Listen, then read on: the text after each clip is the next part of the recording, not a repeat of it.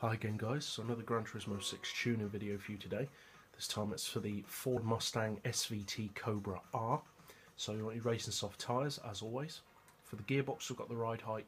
It would seem relatively high on 110 but it doesn't look out of place on this car. Rounded off the springs to 550 and 450. The dampers and anti-roll to 4. Camber on 1.5 as usual. Neutral toe as always. For the gearbox we've got the auto setting as high as possible.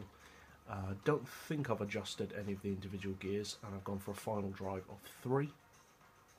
For the diff, initial torque as low as possible as always, high acceleration and low braking.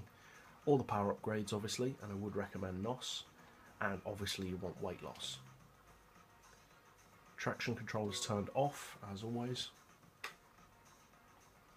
And yeah, when I first bought this Mustang and tuned it, it actually surprised me because it was quicker than I was expecting it to be. I was expecting a top speed of around the 240 region, as most of the muscle cars on GT seem to do, but it's actually much quicker than that. It has a cruising speed of 258, which is pretty respectable, especially for a car that's under 800 horsepower. That's pretty good.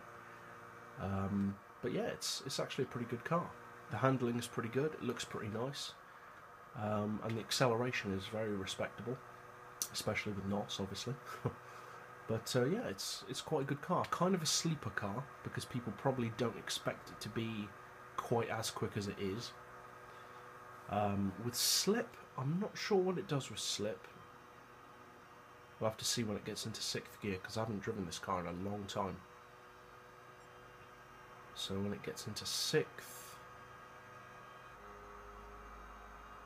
Ah yeah, so yeah, you've got plenty of revs before the red line, so slipstream in this thing should be 280 at least, probably 300 to be honest. So yeah, it's a pretty good little car, and it's not too expensive either.